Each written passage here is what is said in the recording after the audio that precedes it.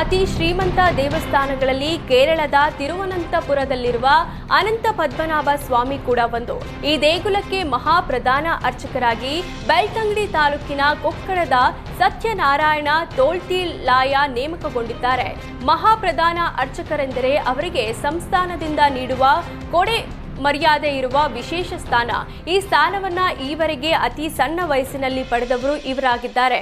ಕೊಕ್ಕಡದ ಸುಬ್ರಹ್ಮಣ್ಯ ತೋಳ್ತಿಲಾಯ ಹಾಗೂ ಶಾರದಾ ದಂಪತಿ ಎರಡನೇ ಪುತ್ರರಾದ ಬಡೆಕ್ಕರ ಸತ್ಯನಾರಾಯಣ ತೋಳ್ತಿಲಾಯ ಯಾನೆ ನಾಗೇಶ ತೋಳ್ತಿಲಾಯರು 6 ತಿಂಗಳ ಹಿಂದೆ ಇಲ್ಲಿಗೆ ಪ್ರಧಾನ ಅರ್ಚಕರಾಗಿ ನೇರವಾಗಿ ನಿಯುಕ್ತಿಗೊಂಡಿದ್ರು.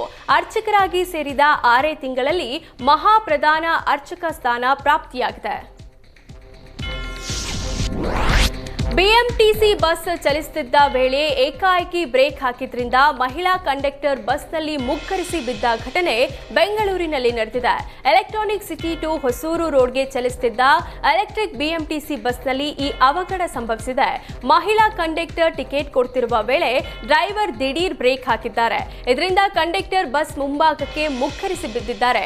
ಅದೃಷ್ಟವಶಾತ್ ಬಸ್ನ ಬಾಗಿಲು ಕ್ಲೋಸ್ ಆಗಿದ್ದರಿಂದ ದುರಂತ ತಪ್ಪಿದ್ದು. ಘಟನೆಯಿಂದ ಕಂಡಕ್ಟರ್ಗೆ ಕೆಲ ಗಾಯಗಳಾಗಿವೆ. ಮಹಿಳಾ ಕಂಡಕ್ಟರ್ ಬಿದ್ದ ಕೂಡಲೇ ಪ್ರಯಾಣಿಕರು ಸಹಾಯಕ್ಕೆ ಧಾವಿಸಿದ್ದಾರೆ. ಘಟನೆಯ ದೃಶ್ಯ ಬಿಎಂಟಿಸಿ ಬಸ್ನಲ್ಲಿ ಅಳವಡಿಸಿರೋ ಸಿಸಿ ಕ್ಯಾಮೆರಾದಲ್ಲಿ ಸೆರೆಯಾಗಿದೆ. ರಾಜ್ಯಾದ್ಯಂತ ಮೈಕ್ರೋ ಫೈನಾನ್ಸ್ ಹಾವಳಿ ಹೆಚ್ಚಾಗಿದ್ದು, ಉತ್ತರ ಕನ್ನಡ ಜಿಲ್ಲೆಯಲ್ಲಿ ಈವರೆಗೂ 6 ಜನರ ಮೇಲೆ ಪ್ರತ್ಯೇಕ ಕೇಸ್ ದಾಖಲಿಸಲಾಗಿದೆ. ಹಲವರು ಬಡ್ಡಿ ಸುಳಿಯಲ್ಲಿ ಸಿಲುಕಿದ್ದಾರೆ, ಆದರೆ ದೂರು ಕೊಡ್ತಿಲ್ಲ ಅಂತ ಜಿಲ್ಲಾ ಎಸ್ಪಿ ಎಂ ನಾರಾಯಣ್ ಹೇಳಿದ್ರು. ಅವರು ಚೆಕ್ ಬೌನ್ಸ್ ಹಾಗೂ ಪುಡಿ ರೌಡಿಗಳಿಗೆ ಹೆದರುತ್ತಿದ್ದಾರೆ. ಕೆಲವರು ನಮಗೆ ಗೌಪ್ಯವಾಗಿ ಮಾಹಿತಿ ಕೊಡ್ತಿದ್ದಾರೆ ಅಂತ ಎಸ್ಪಿ ಹೇಳಿದ್ದಾರೆ. ಗೌಪ್ಯವಾಗಿ ಮಾಹಿತಿ ಕೊಟ್ಟ ಮೇರೆಗೆ ಒಬ್ಬರ ಮನೆ ಮೇಲೆ ದಾಳಿ ಮಾಡಿದ್ವಿ. ಮುಂಡಗೋಡದ ನವಲೆ ಎಂಬವನ ಮನೆಯಲ್ಲಿ 250ಕ್ಕೂ ಹೆಚ್ಚು ಖಾಲಿ ಚೆಕ್ಗಳು ಪತ್ತೆಯಾಗಿದೆ ಅಂತ ಜಿಲ್ಲಾ ಎಸ್ಪಿ ಎಂ ನಾರಾಯಣ್ ಹೇಳಿದ್ರು. ಜಿಲ್ಲೆಯಲ್ಲಿ ಮೀಟರ್ ಬಡ್ಡಿ ದಂಧೆಯಿಂದ ಜನ ಬಹಳ ಕಷ್ಟ ಅನುಭವಿಸುತ್ತಿದ್ದಾರೆ.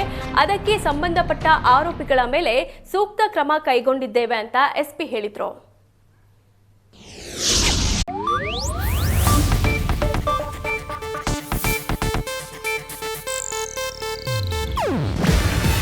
ಇದು ಏಷ್ಯಾನೆಟ್ ನ್ಯೂಸ್ ನೆಟ್ವರ್ಕ್ ಪ್ರಸ್ತುತಿ.